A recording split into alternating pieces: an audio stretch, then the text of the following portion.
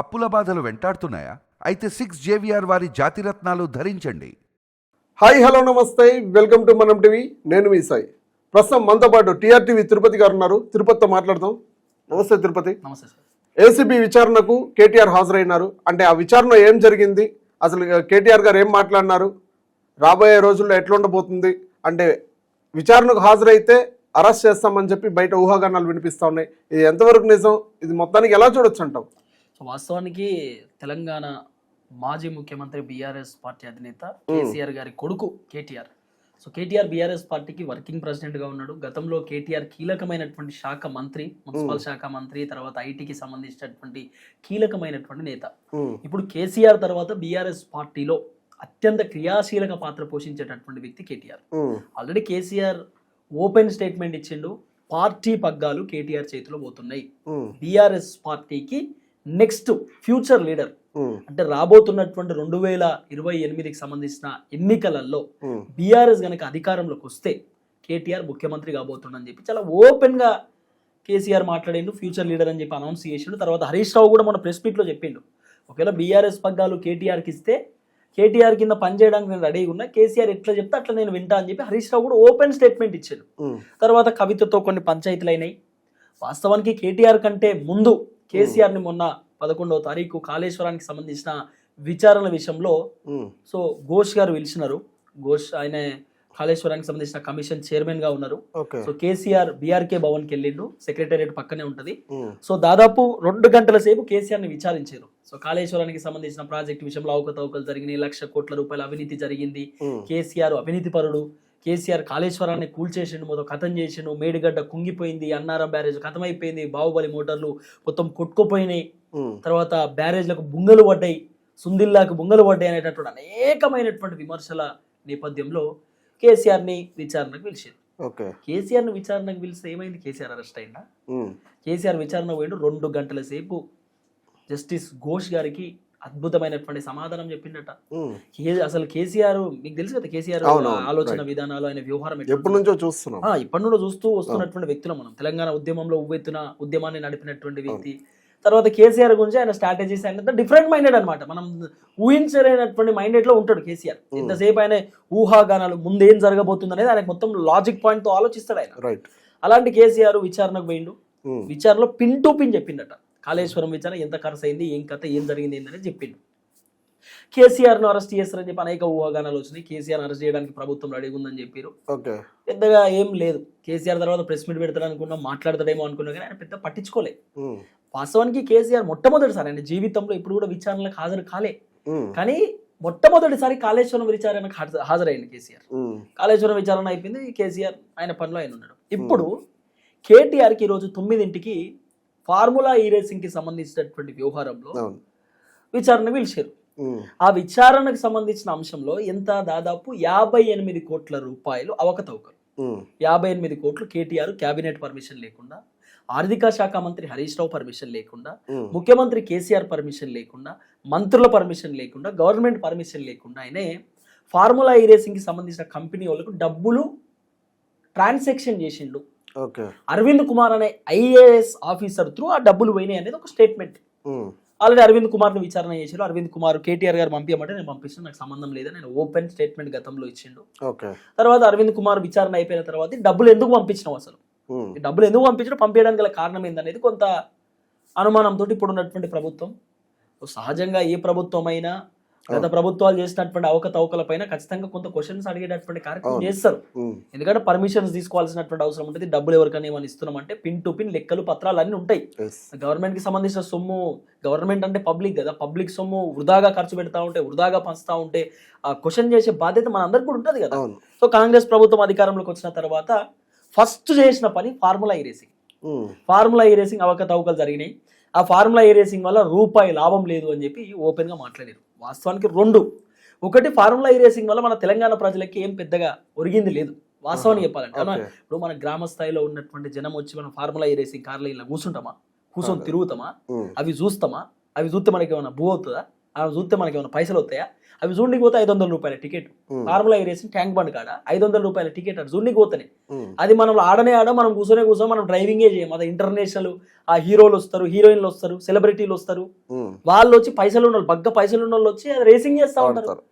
మనకి ఏం పని ఉంటుంది? మనం ఏమైనా రేసింగ్ చేసేవాళ్ళమా? ఒకటి హైదరాబాద్ బ్రాండ్ ఇమేజ్ పెరిగింది దానివల్ల. ఒకటేమో పల్లెటూరులో ఉన్నటువంటి జనాలకు లాభం లేదు, నష్టమే. పల్లెటూరులో ఉన్నటువంటి జనాలకి ఏమైనా ఫార్ములా ఈ రేసింగ్ చూడడానికి వస్తారా? ఇదొకటి. ఇంకోటి ఆ ఫార్ములా ఈ రేసింగ్ వల్ల విపరీతమైన ట్రాఫిక్, మామూలు ట్రాఫిక్ కాదు, భయంకరమైన ట్రాఫిక్. బీఆర్ఎస్ అధికారంలో ఉన్నప్పుడు ఆ ఫార్ములా ఈ రేసింగ్ ట్యాంక్ బండ్ దగ్గర ఉన్నప్పుడు, ఎందుకంటే సోమాజిగూడ ట్రాఫిక్ తో పాటు అటు సైడ్ సెక్రటేరియట్ దగ్గర మొత్తం ట్రాఫిక్, పెద్ద ట్రాఫిక్ ఏరియా కదా సోమాజిగూడ అనేది. మొత్తం నిలిచిపోయినాయి, వాహనాలు నిలిచిపోయినాయి, ఆగమాగం ఉండే పరిస్థితి అక్కడ. సో ఇదంతా కేటీఆర్ చేసినటువంటి కథే. ఒకటి నెగిటివ్, పాజిటివ్ రెండు ఆలోచించాలి. పాజిటివిటీ అయితే హైదరాబాద్కు బ్రాండ్ ఇమేజ్ వచ్చింది. ఈ ఫార్ములా ఈ రేసింగ్ బాలీవుడ్ యాక్టర్లు కూడా ట్వీట్ చేసింది తెలుసా? ఫార్ములా ఈ రేసింగ్ పెద్ద పెద్ద యాక్టర్లు వచ్చి ఇక్కడ రేసింగ్ చేసి పేరు తెలుసా? అజయ్ అని చెప్పుంటాడు ఒక హీరో. అజయ్ ఆయన రేసింగ్ లో ఎక్కువ పాల్గొంటా ఉంటాడు. ఆయన నాకు తెలిసి బాలీవుడ్ సంథింగ్ అటు సైడ్ అనుకుంటా, వేరే ఇండస్ట్రీ. ఆయన మన టాలీవుడ్ ఇండస్ట్రీ కాదు, చాలా సినిమాలు ఉంటాయి. ఆయన రేసింగ్ సాయినీడికి వచ్చి ఫోటో పెట్టిండు. మన తెలుగు నటులు కూడా ఫోటోలు పెట్టిండు. నాగ చైతన్య, నాగార్జున, ఆ తర్వాత అక్కినేని అఖిల్, వీళ్ళందరూ కూడా సినిమా యాక్టర్లు వచ్చి ఫోటోలు పెట్టి ఒక బ్రాండ్ ఇమేజ్ క్రియేట్ చేశారు. హైదరాబాద్ లో ఫార్ములా ఈ రేసింగ్ అనేది వచ్చింది. ఈ రేసింగ్ కంపెనీ ఇక్కడ పెట్టుబడి పెట్టింది. ఈ రేసింగ్ అనేటటువంటి కంపెనీ ఇక్కడికి వచ్చింది. హైదరాబాద్ ఒక బ్రాండ్ ఇమేజ్ పెరిగింది. అఫ్ కోర్స్ ఎవరు ఒప్పుకోకపోయినా ఖైరతాబాద్ ఎమ్మెల్యే దానం నాగేందరే స్వయంగా చెప్పిండు, ఎస్ పెరిగింది బ్రాండ్ ఇమేజ్. మొత్తం సెక్రటేరియట్ దగ్గర ఒక అద్భుతమైనటువంటి కళ వచ్చింది. దానివల్ల సోషల్ మీడియాలో ప్రచారం జరిగింది. కేటీఆర్ ఫార్ములా ఈ రేసింగ్ కూడా ఇక్కడ తీసుకొచ్చిండు అంటే ఏ రాష్ట్రంలో కూడా రానటువంటి ఫార్ములా రేసింగ్ ఇక్కడ జరిగింది హైదరాబాద్ లో అని చెప్పి కొంత బ్రాండ్ ఇమేజ్ పెరిగింది దానివల్ల.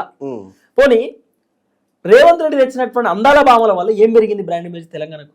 మనం కొంత డిస్కస్ చేసుకుంటే తెలంగాణ పరువు పోయింది, రేవంత్ రెడ్డి గారు పరువు పోయింది. ఆ మిల్లా మ్యాగీ మిస్ ఇంగ్లాండ్ ఆమె పోయి నన్ను వేషలెక్క చూసిరు, సోషల్ మీడియాలో చెప్పుకున్నది. ఆ వీడియోలు ప్రచారమైంది. ఇద్దరు కాంగ్రెస్ పార్టీ లీడర్లు ఆమెను ఇబ్బంది పెట్టారని సోషల్ మీడియాలో ప్రచారమైంది. ఇదంతా ఆగమాగమే కదా. ఫార్ములా ఈ రేసింగ్ వల్ల రెండు, ఒకటి లాభం ఒక నష్టం జరిగింది. కానీ ఇక్కడ ఏసీబీ విచారణ ఏంది? ఇప్పుడు ఏసీబీ విచారణ ఏంది? కేటీఆర్ అనే వ్యక్తి 58 కోట్ల రూపాయలు అవకతవకలకు పాల్పడ్డాడు, డబ్బులు ఇచ్చిండు అనేది ఒక చర్చ కదా. ఇది ఇప్పటి నుండి కాదు ఈ చర్చ. కాంగ్రెస్ అధికారంలోకి వచ్చిన 17 నెలల నుండి నడుతుంది పంచాయతీ, 17 నెలల నుండి. అయితే మొన్న వీళ్ళు సౌత్ కొరియాకు పోయారు, ఎవరు మంత్రులు సౌత్ కొరియాకు పోయి అక్కడ మూసీ ప్రక్షాళన, మూసీ సుందరీకరణ, అక్కడ ఉన్న మూసీ ఎట్లుందో ఇక్కడ అట్నే చేద్దామని చెప్పి పోయారు. 1,00,000 కోట్లతోటి అవి మొత్తం అభివృద్ధి చేస్తామని పోయారు. పొంగులేటి శ్రీనివాసరావు ఒక మాట మాట్లాడింది సౌత్ కొరియా పోయినప్పుడు. దీపావళి 2 రోజుల్లో దీపావళి వస్తుంది, దీపావళి ఒక పొలిటికల్ బాంబు వేలబోతుంది అంటే పొలిటికల్ బాంబు అంటే కేటీఆర్ అరెస్ట్ కాబోతున్నటువంటి ఒక అంశాన్ని పొంగులేటి గారు చెప్పారు. ముందే చెప్పిండు. సీన్ కట్ చేస్తే పొలిటికల్ బాంబు గంగలో కలిసింది. పొలిటికల్ బాంబు ముచ్చటే లేదు, అసలు పొలిటికల్ బాంబు అనేటటువంటి వ్యవహారమే లేదు. మరి పొలిటికల్ బాంబు ఎటుపోయింది? మరి కేటీఆర్ అరెస్ట్ కావాలి కదా. అప్పుడు కేటీఆర్ అరెస్ట్ చేస్తారని కూడా చెప్పిండు. మరి ఏంటి కేటీఆర్ అరెస్ట్ కాలే కదా, ఎందుకు అరెస్ట్ కాలేకపోయిండు? ఇదొకటి. రెండవది, ఇప్పుడు కేటీఆర్ ని అరెస్ట్ చేయడానికి ప్రభుత్వం రెడీగా ఉన్నది, కేటీఆర్ కూడా రెడీగా ఉన్నాడు అరెస్ట్ కావడానికి. ఎందుకు రెడీగా ఉన్నాడు అంటే కేటీఆర్ గతంలోనే చెప్పిండు, అవును అరెస్ట్ చేస్తే జైలుకు పోతా బయటకు వస్తా, మంచిగా జిమ్ చేస్తా, పాదయాత్ర పోతా అన్నాడు. అంటే కేటీఆర్ ఏంది సానుభూతి కోసం తన పైన పాజిటివ్ రావడానికి అరెస్ట్ కు రెడీగా ఉన్నాడు. ఇంకోటి, ఆయన అరెస్ట్ అయితే ఒక బ్రాండ్ క్రియేట్ చేసుకుంటాడు. నెక్స్ట్ ముఖ్యమంత్రి నేనే, బీఆర్ఎస్ పార్టీకి నేనే కీలకమైనటువంటి లీడర్ని కాబట్టి నేను అరెస్ట్ కు రెడీగా ఉన్నా. అరెస్ట్ అయితే కొంచెం పేరు కూడా వస్తుంది కదా, అరే కేటీఆర్ కూడా అరెస్ట్ అయ్యిండు, అరెస్ట్ అయినటువంటి వ్యక్తులు జైలు పోయిన అందరు ముఖ్యమంత్రులు అయ్యారు. చంద్రబాబు నాయుడు జైలు పోయి ముఖ్యమంత్రి అయ్యాడు, రేవంత్ రెడ్డి జైలు పోయి ముఖ్యమంత్రి అయ్యాడు. కాబట్టి వీళ్ళందరూ జైలుకు పోయి ముఖ్యమంత్రులు అయినటువంటి వ్యక్తులు కాబట్టి కేసీఆర్ జైలు పోయి ముఖ్యమంత్రి అయ్యాడు, నేను కూడా జైలు పోయి ముఖ్యమంత్రి అయితా. కేటీఆర్ కూడా ఉంటది కదా, అందరు జైలు పోయి ముఖ్యమంత్రి, నేను కూడా జైలు పోతా. అందుకే కేటీఆర్ ఒక స్టేట్మెంట్ ఇచ్చింది ఈ రోజు, 100 సార్లు జైలు పంపిస్తే 100 సార్లు పోతా, 100 సార్లు అరెస్ట్ చేస్తే 100 సార్లు పోలీస్ స్టేషన్ పోతా అన్నాడు. ఆయన స్ట్రాటజీ ఏంది? అరెస్ట్ కు రెడీ ఉన్నాడు, సానుభూతి తెచ్చుకోవాలి. అరెస్ట్ అయితే పాపం కేటీఆర్ ఐటీ డెవలప్ చేసిండు, తీసుకుపోయి లోపటేసి ఇది ఎక్కడ కదా అని మాట్లాడుకుంటారు కదా జనం, ఆ దానికోసం కూడా కావచ్చు. ఇంకోటి, నిజంగా రేవంత్ రెడ్డి దగ్గర ఫార్ములా ఈ రేసింగ్ కి సంబంధించిన ఆధారాలు ఉంటే ఇప్పటిదాకా అవుతాడా? 17 నెలల దాకా అవుతాడా రేవంత్ రెడ్డి? గొర్ర గుంజుకుపోయి చెర్లపల్లి జైలు, చెంచల్గూడ జైలు ఏడా ఇప్పటిదాకా ఎందుకు వెయిట్ చేయాలి? ఇప్పుడు దీపావళి చెప్పిన ముచ్చాడు, ఇప్పుడు మళ్ళీ దీపావళి రానే బట్టే. మరి అయితే ఇది ఫేక్ కేసు అంటారా? చెప్పలేము. అంటే మనం ఫేక్ కేసు అని అనడానికి లేదు. ఇప్పుడు ఆల్రెడీ ఏసీబీ విచారణ జరుగుతుంది కాబట్టి కేటీఆర్ నేను అన్నిటికీ రెడీగా ఉన్నా అంటుండు. నేను లైవ్ డిటెక్టివ్ టెస్ట్ కు రెడీ అంటుండు. లైవ్ డిటెక్టివ్ టెస్ట్ కి నేను రెడీ, నువ్వు దేనికంటే దానికి రెడీ అంటుండు. అందరికీ తెలుసు, క్యాబినెట్ తెలుసు, ముఖ్యమంత్రి తెలుసు నేను డబ్బులు కొట్టింది, ఎస్ నేను రెడీ, నేనేం తప్పు చేయలే అంటున్నాడు. మరి ఏసీబీ విచారణ జరుపుతా ఉన్నారు. మాక్సిమం ఒకటే, గతంలో కేటీఆర్ మమ్మల్ని ఇబ్బంది పెట్టిండు, ఇప్పుడు కేటీఆర్ని ఇబ్బంది పెట్టాలి. ఇదేమన్నా ఉండొచ్చు మరి. రేవంత్ రెడ్డిని జైలు తీసుకుపోయారు, జైల్లో ఇబ్బంది పెట్టారు, రేవంత్ రెడ్డిని నానా రకాలుగా అరెస్ట్ చేసి తిప్పలు పెట్టారు. కాబట్టి ఒక్క రోజున కేటీఆర్ జైలుకు పోవాలి, మేము పడ్డ బాధ కేటీఆర్ కు తెలవాలి అనేటటువంటి ఆలోచన ఏమన్నా ఉండొచ్చు. కేటీఆర్ గారు కూడా చెప్పినారు కదా, 3 సార్లు అయినా సరే 30 సార్లు అయినా సరే అదే నేను ఎన్నిసార్లు పోనీకన్నా రెడీగా ఉన్న జైలుకు పోనీకని కేటీఆర్ కూడా చెప్పిండు. ఏదో స్ట్రాటజీ, కేటీఆర్ ఒక స్ట్రాటజీలో ఉన్నాడు. సో ప్రభుత్వం కూడా ఆలోచిస్తుంది కేటీఆర్ అరెస్ట్ చేస్తే లాభమా నష్టమా అని చెప్పి. చూద్దాం ఏం జరగబోతుంది. Right, thank you.